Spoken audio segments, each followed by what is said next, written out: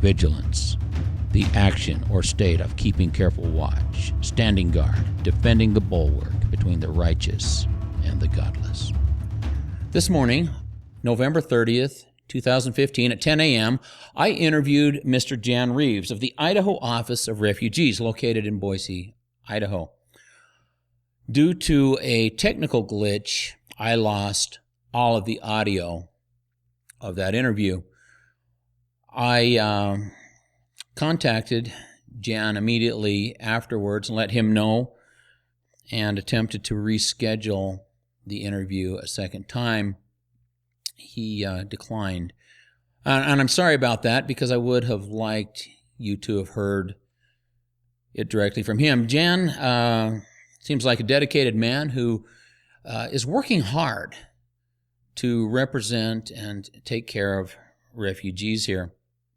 As we went through the discussion, he talked a lot about his program. He talked about the refugees that have come to Idaho who have not been responsible for terrorist acts. And so far, they have not had any problems, which is very, very good. We talked a little bit about a statement he made, which I saw in the Idaho State Journal, which he reaffirmed in our interview. And he stated that refugees coming to this country are vetted more strenuously than any other type of person coming, than those that come on work permits or those that come on student visas, etc. That the refugees are vetted to an extremely high level.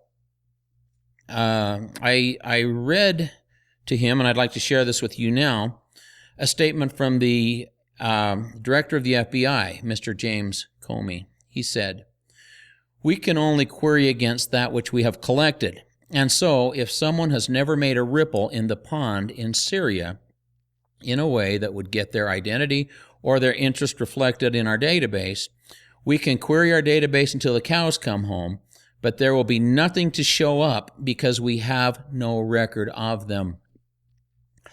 And then real quickly, what is he saying? We have no record of the Syrian people except for those relatively few who have done something so incredulous, so violent, so whatever, that we have created a record. I also shared with him something that Attorney General Loretta Lynch said just days ago. She said, "There is a screening process that has data from several different agencies. The FBI participates. Department of Defense, Department of Homeland Security, National Counterterrorism Center, and much information is vetted and queried." Now, I find this interesting. We have the director of the FBI who says we can't vet them because we don't know anything about them, and we have the Attorney General who says, no problem, we get everything we need. Where is the truth in that? I don't know. But anyway, as I spoke with Mr. Reeves, and he made the statement that they are vetted more strenuously than any other, I asked him specifically what that vetting procedure is and who gets accepted and why, and where does the information come from. And he was not able to answer that, and that I found a little bit concerning.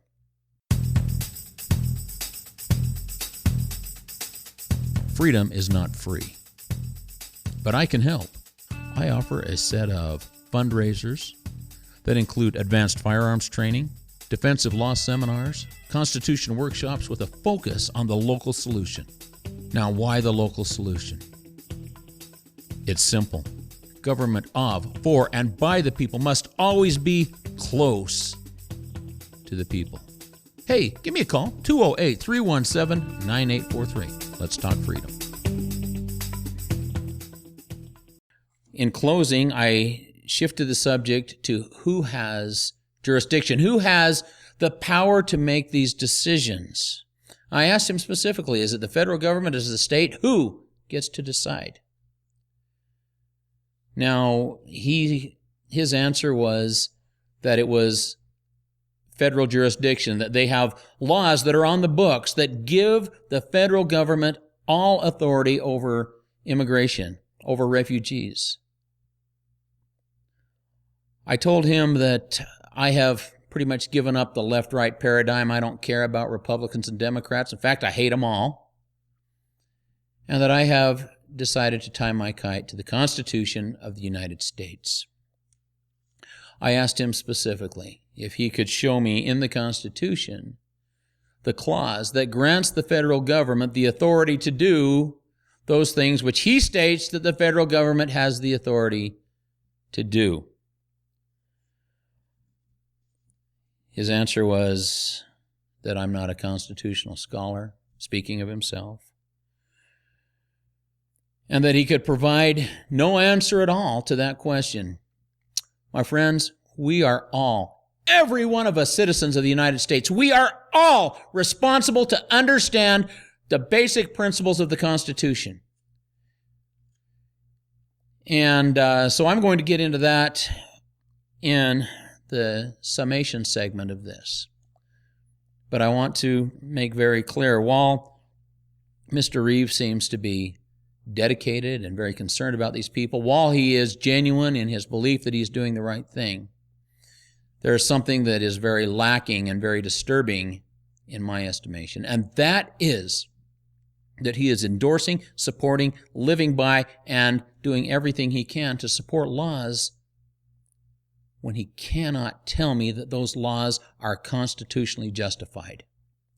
You see, we each have that obligation. Like I said, I'll get back to that a little bit later.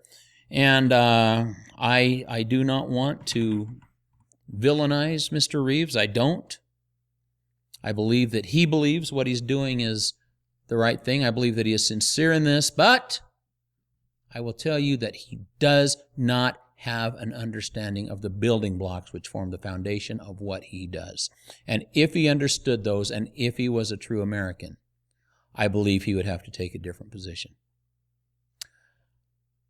Again, I'm sorry that we lost the audio of our interview. I'm sorry that you can't hear these words from him. This is what was said as best I recall. I'm Lance Earl. I'll see you soon.